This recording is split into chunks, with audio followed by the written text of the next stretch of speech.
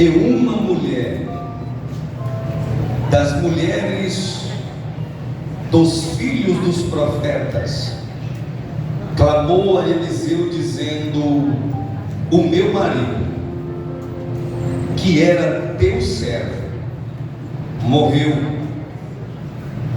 e tu sabes que o teu servo temia o Senhor, e veio os credores a levar-me os meus 2 filhos para serem servos, algumas versões escravos.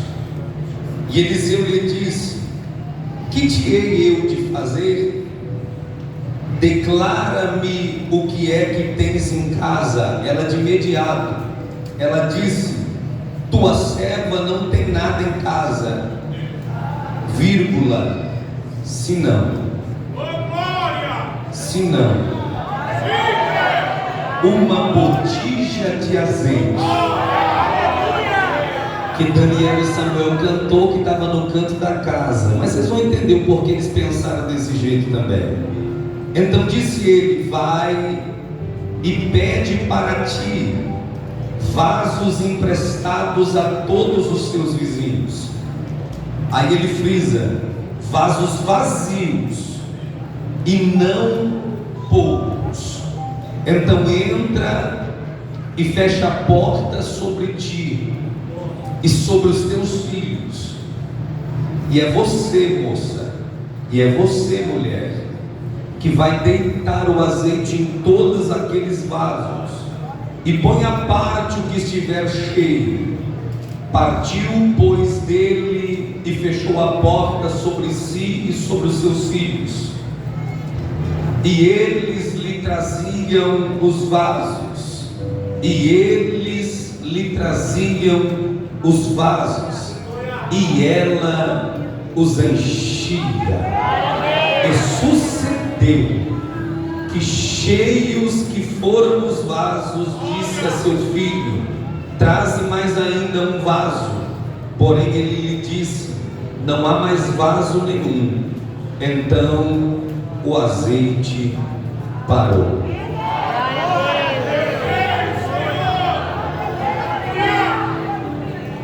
Meus irmãos, nós conhecemos este texto, e a verdade é que esse texto é best-seller nos nossos cultos, temáticas de congresso, também utilizado em temas de campanhas, propósitos de oração. Mas quando nós observamos esse texto, a mulher vai chegar diante do profeta, e o que rouba a atenção é que ela está tentando dar uma solução terrena para aquilo que só o céu pode solucionar. Ela olha para o profeta e ela diz: o meu marido, que era teu servo, agora ele morreu e me deixou dívidas aos credores, e o Senhor sabe que ele te servia, que ele era servo, e agora os meus filhos estão sendo levados pelos credores. A minha expectativa e esperança está se esvaindo pelos ladrões dos meus dedos. Eu não posso, porque estou perdendo o controle da situação. A se fazer saber que uma mulher viúva também já era tida sem a oportunidade de desenvolver a solução para o seu problema. Essa mulher está se vendo em um beco sem saída, e agora ela começa a jogar a solução para o colo do profeta. O profeta pergunta àquela mulher: me declara o que é que você tem em casa. Ela olha para o profeta e diz: a tua serva não tem nada. Quando ela diz não tem nada, o problema permanece. Só que agora ela está indo, de repente ela volta, vira para o profeta, penso eu, e diz para ele: a tua serva, calma aí, a tua serva tem um pouquinho de azeite em uma botija. Por que um pouquinho se o texto não diz isso? O texto diz que ela tem uma botija, que a botija não é grande, a botija é pequena. Botija não é do tamanho do vaso, botija não é bacia, botija não é balde. Botija é botija, é pequeno, recipiente pequeno, reservatório pequeno. O que ela está dizendo é que eu tenho é pequeno, e por isso ela já até deixou de valorizar aquilo que é pequeno. Nós estamos perdendo a comunhão por causa de coisas pequenas em que deixamos de valorizar. Estamos perdendo os nossos filhos por causa de coisas pequenas que estamos deixando de nos relacionar. Você percebe que o relacionamento com o azeite está rompido dentro desta casa, porque o que ela tem é pouco, e mesmo sendo pouco, ela não tem tempo para se relacionar com aquilo que é pouco. O relacionamento com o azeite está rompido dentro desta casa. E casa que tem relacionamento com o azeite rompido, os filhos certamente serão levados como escravos. Só que agora ela vai dizer: eu tenho um pouquinho de azeite. O profeta diz: peguem os seus filhos, mande que eles saiam pela vizinhança e que eles peguem vasos. Só que o texto diz que ele vai especificar: eu não quero vaso cheio, porque dentre os vasos que ela vai pedir, se ela tem a comunhão para ter vasos emprestados, de repente ela encontra alguém bondoso que vai lhe emprestar vaso cheio. Só que o profeta especifica que o vaso não tem que ser cheio, o vaso tem que ser vazio. Vaso cheio não vai servir para resolver o problema. Ele quer vaso vazio, porque às vezes o cheio está tão cheio demais que não tem mais tempo para se encher. E o problema aqui só vai ser resolvido se os vasos for vazios. O texto diz que agora manda buscar vasos vazios, busca os vasos vazios, só que o que rouba a atenção é que ela não vai. E parece que alguém está se aproveitando de uns filhos que de repente está quase para perder a comunhão. Pode ser a última oportunidade de ver os filhos nos próximos 7 anos, segundo o código de Hammurabi, que eles seriam levados como escravos. Teriam 3 opções. A primeira opção: serviriam como escravo e teriam casa para morar, e teriam comida para comer. A segunda opção: eles voltariam para casa, mas não teriam mais casa, não teriam mais lá, porque os credores teriam levado na dívida. E a terceira opção era se alistar no exército. Pergunta por quê? Porque lá o general vai cuidar de você. Só que agora o texto diz que eles vão, e ela está perdendo a oportunidade dos últimos minutos de estar com o filho. De repente seja a última oportunidade, estou pensando. Só que agora o texto diz que ela vai para dentro do quarto, enquanto os meninos vão em busca dos vasos. Parece que ela está desperdiçando a oportunidade. Só que agora os meninos começam a correr em direção à casa. A porta está aberta. Ela entra, eles entram no quarto. Quando entra no quarto, a ordem é para fechar a porta, e a porta é fechada. Quando a porta fecha, o azeite começa milagrosamente a sair de dentro de uma botija e começa a encher vaso. E aí o texto diz que agora começa a resolver o problema. E o problema não é resolvido por quem está cheio. O problema é resolvido por quem foi um dia encontrado vazio para ser cheio dentro da casa. O problema é quem está cheio dentro da casa e está fora vazio. Só que tem gente que está fora vazio e vai começar a ser cheio dentro da casa. Só que escute, e diante de tudo isso, ela está olhando para o profeta e está dizendo: o Senhor precisa resolver o meu problema, porque o meu marido era teu servo. Ela está dizendo para ele: o problema é teu, porque você sabe bem a causa da dívida. E a gente dá para pensar, porque o texto diz que certa feita havia um homem por nome de Acabe. Quando Acabe vai assumir o trono, Acabe tem também agora o desejo de se casar como todo moço. Quando Acabe desce para se casar, Acabe vai descumprir ensinamentos. Acabe vai descer para uma terra longe para procurar aquilo que não perdeu. E quem procura aquilo que não perdeu, encontra aquilo que não era para encontrar. Quem procura aquilo que não perdeu, casa com quem não era para casar. Quem procura aquilo que não perdeu, faz aliança com quem não era para fazer. Quem procura aquilo que não perdeu, se mete em tipo de fofoca que não era para se meter. Se alinha com pessoas rebeliosas que não era para se envolver. Ele sai a procurar, e quem procura o que não perdeu, encontra o que não era para encontrar. Só que agora o que a gente precisa entender é que a lição aqui é Zaqueu. Porque Zaqueu, ele vai dizer: eu vou subir na figueira. E segundo a história, Herodes gostava de plantar palmeiras. Ele poderia muito bem subir numa palmeira, porque não é bravo, não tem espinho, mas ele diz: eu vou subir na figueira. E o motivo de escolher a figueira e não a palmeira, o texto vai revelar. Ele diz: vou subir na figueira, porque Jesus vai passar por ali. Porque é melhor estar em um lugar que Jesus vai passar e esperar que ele passe, do que estar em um lugar que Jesus não está e ficar pedindo para ele passar. O problema da gente é muita pressa. Eu não tenho pressa. Os meus amigos não são aqueles de 18 anos que querem correr. Eu tenho amizade com quem tem cã branca ou com quem já perdeu até as cãs, porque eles têm experiência. A gente não precisa de velocidade, a gente precisa de qualidade. Zaqueu está dizendo: eu vou subir na figueira, porque eu sei que ele vai passar. Porque é melhor estar no lugar que Jesus vai passar do que para um lugar que Jesus não está e pedir que ele passe. Já começou a quebrar o relógio. Daqui a pouco a gente vai quebrar o protocolo. Daqui a pouco a gente vai quebrar a botija. Daqui a pouco, ai meu Deus do céu. Quem está entendendo essa palavra? Quem está entendendo? O texto diz que agora ele vai descer para procurar o que não perdeu. E o texto diz que ele faz aliança com quem não era para fazer. E quando eu faço aliança com quem não é para fazer, eu trago para dentro da minha casa costumes que não era para entrar. Quando eu faço com amizade com quem não era para fazer, eu trago fofocas de fora para dentro de casa que não era para entrar. E a gente começa a pegar problema de fora e colocar o problema dentro.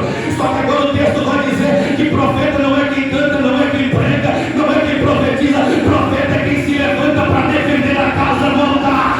O texto diz que Elias se levanta e Elias vai profetizar, se não segundo a minha palavra. Deixa eu segurar, senão eu não vou nem chegar no final da mensagem, eu estou sentindo Deus nessa casa. Aleluia. Elias agora vai profetizar, se não segundo a minha palavra. Reis 17, versículo 1, ele diz: e segundo a minha palavra, chuva alguma, orvalho algum cairá sobre essa terra, se não segundo a minha palavra. Só que o versículo 1 é Elias falando de Deus, o versículo de número 2 é Deus falando com Elias, porque aqui na Assembleia de Deus, aqui a gente não compra copo d'água para ouvir Deus falar, aqui a gente não toma banho e sabonete no descarrego para ouvir Jesus falar, aqui ainda tem critério.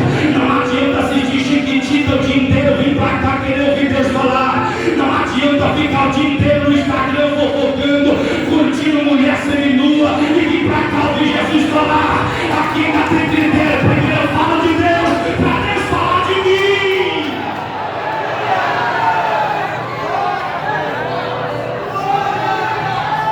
Elias disse, não segundo a minha palavra. Elias está dizendo, antes a palavra é minha, mas o que eu estou cuidando é dele. A palavra é minha, mas o que está sendo zelado é dele. E quando eu protejo o que é dele, ele guarda aquilo que é meu. Deus vai olhar para Elias e diz, vai para o querido. Por que, Deus? Porque eu já dei ordem, mas eu nem cheguei. Deus está dizendo, não precisa chegar, eu já fui antes de você ir, e quando chegar já está tudo preparado. Aí Elias vai para o querido. Quando Elias chega no querido, o texto diz que os corvos vão trazer alimento. Só que a expectativa de Elias aqui, do termo olivinho hebraico, quando diz vai que os corvos vão te alimentar, a expectativa dele não é receber corvos, é árabes. Ele está lá na expectativa, esperando os árabes virar a esquina, trazendo sacola de pão, trazendo sacola de carne.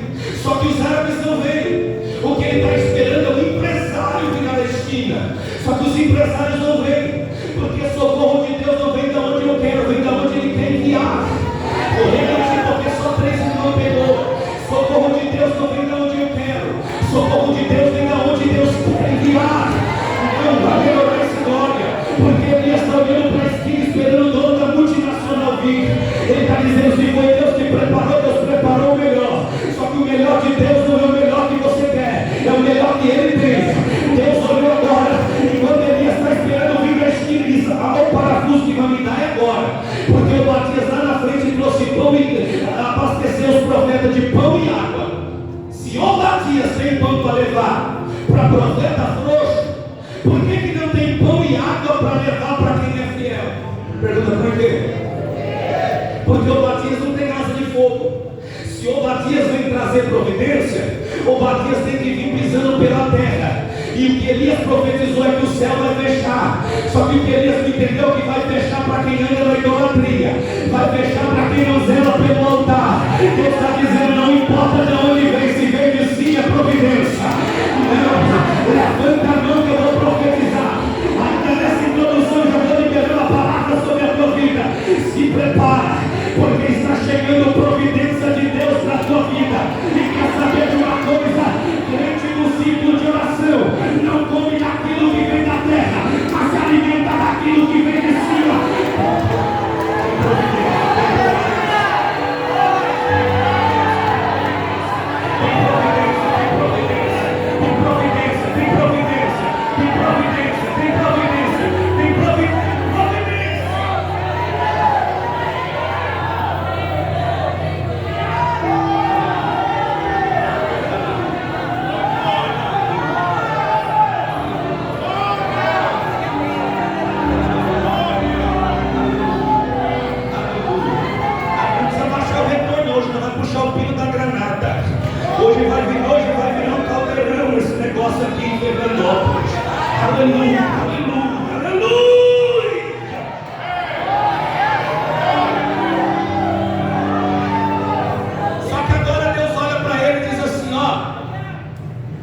vai para Sarepta.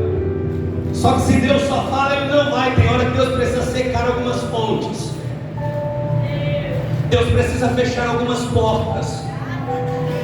O ribeiro seca, ele vai para Sarepta. Só que quando ele vai para Sarepta, ele já vai também com uma promessa.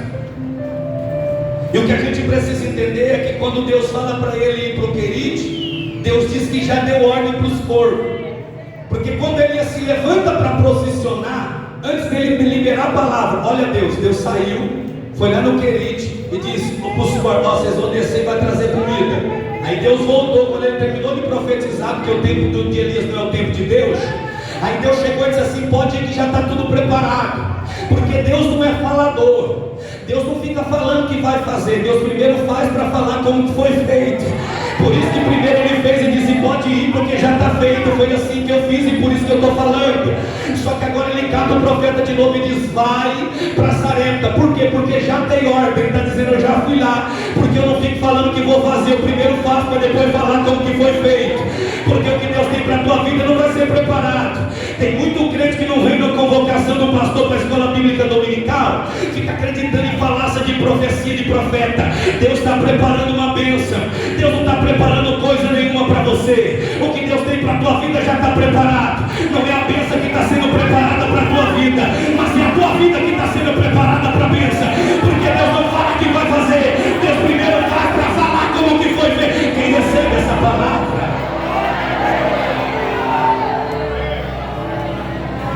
Vamos lá, deixa eu correr, que senão ela fica até 11. Só que escute, Elias vai, só que agora a expectativa é de encontrar uma empresária. É uma viúva, mas é fazendeira. Pergunta por quê? Porque Querite é lugar de medida exata. O barro do Querite é o melhor para se fazer vaso. É o de medida exata. Não tem muita dificuldade para preparar o recipiente para receber azeite. Elias sabe disso. E ao saber disso, ele sabe que Deus está tirando ele de um lugar de medida exata para levar ele para Sarepta, que no hebraico significa lugar de fundição. Deus está tirando ele de um lugar que está pronto para levar para um lugar que ainda vai precisar ter trabalho de fundição. Quando Elias vai indo, Elias cria expectativa. É um empresário. Vamos pensar? Eu tenho certeza que é a dona do supermercado. O marido morreu, é viúva, mas tem mercado. É viúva, mas tem gado. É viúva, mas tem fazenda. E na medida que ele vai criando expectativa. Só que quando ele chega, ela olha para ele e a expectativa é frustrada. Porque ele olha para ela e diz: faz um bolo para mim. Ela olha para ele e diz: eu só tenho um pouquinho de farinha, vou fazer um para mim e para o meu filho, vamos comer e vamos morrer. E aqui está o problema. Eu sei que é ciclo de oração, mas tem jovens no meio. E aqui está o problema da nossa juventude. Nós estamos vivendo em um tempo em que a juventude não se valoriza mais. As meninas só vivem arranhadas porque em vez de procurar o servo de Deus, procura gatinho. Os meninos nem te conta. Não vou nem falar aqui, senão não tiro o centro da mensagem. Por que não se valoriza? Quando Elias chega, é uma casa que a morte está rondando. É uma casa que o devorador destruiu. O menino não tem mais nem o que comer. Vai comer um bolo e vai partir. Vai comer um bolo, vai esperar o filho morrer. Você percebeu que ela só está adiando o dia da morte? Ela está prolongando, mas o coração dela já se programa para desistir. Só que quando Elias chega, Elias diz para ela: faz um bolo. Ela diz: não tem, vou fazer para mim, para o meu filho e vou morrer. Só que Elias olha para ela e diz assim: faz primeiro para mim, depois vocês vão viver do resto. Como assim? Tem alguém que vai morrer e o profeta está dizendo: faz primeiro para mim. Como assim o profeta está dizendo: primeiro eu vou comer, depois vocês comem? Porque Elias está dizendo: eu sei quem eu sou, eu sei de onde eu vim, e eu sei quem me enviou. E sabe qual é o grande defeito da nossa geração? É esse monte de apelidinho: canela de fogo, canal de bênção. Se me chamar de canal de bênção lá em Virador, eu ponho de banco. Por que não, pastor? Porque canal é a mangueira que está na torneira. Ela passa, ela faz a água chegar aonde a torneira não chega. Só que tem uma coisa: ninguém bebe água de mangueira, porque ainda que ela chegue onde a torneira não chega, ela tem gosto de borracha, nem para beber ela serve. Eu vou repetir, eu não sou canal, porque canal é mangueira, que nem para beber da água dela dá, porque ela é amarga. Ela chega em lugar que a torneira não chega, mas se desligar a torneira ela não tem fogo.